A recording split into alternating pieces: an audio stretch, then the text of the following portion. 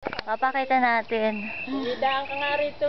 Tapos etong bahay ni na Kuya Gado. Buksan mo lang yung Pinabuksan na ni Inay. likod. Oo. Ayun o. Yung ba yung mga hukay doon, ikanya ng pina-flat.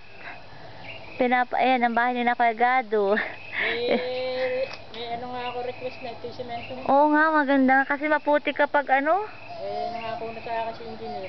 Hindi maganda. Doon kami umimpo sa... Kung kalsada, hindi na. Punta pa ba mo sa kalsada? Dito na. Basta kina Kuya Gado, ayan. Para makita niya. Tapos yan, dire-diretso lang. A-upload ko lang mamaya. Kakulit-kulit ba naman anak ng tatay mo eh. Dapat si Marlo. O, dapat mauna kayong dalawa. Oo nga. O, tingin na kay nanay. Para makita ka ni tatay na naglalakad tayo.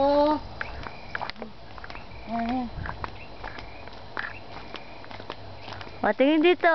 Tingin na kay nanay. Hi! O, yan ang parang na sinasabi mo, hindi yan nadadaanan. May makakulunggan mga Oo. ano. Oo, sige, sige manang. Sige.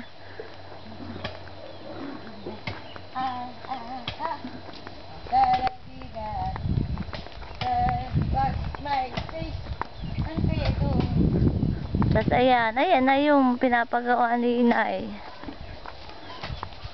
Pinakadaanan ng sasakyan. Ibig mo papuntang ilog. Ayan, papuntang ilog. Yan. Tapos eto na yan. Papunta sa atin. Ayun na si Tito, nagagawa na. Ay, tinamurhan lang pala. Pero makita ka ng asawa niya. Eda. Tapos yan, flat na itong hukay. Tapos ayun na ang bahay natin. Oh. Ayun.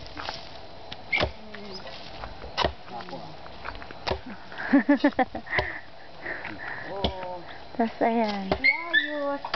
Saan pa nanay? Yung ato pa nanay. Oo. Oh. Dapat sabihin mo, bigyan ka ng paggawa ng bahay ng aso. Ko naman manang, kahit ano na pwede yan.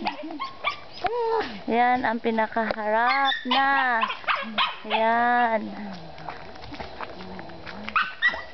Duyan kami. Ayan, ayun, yung open na yun, oh.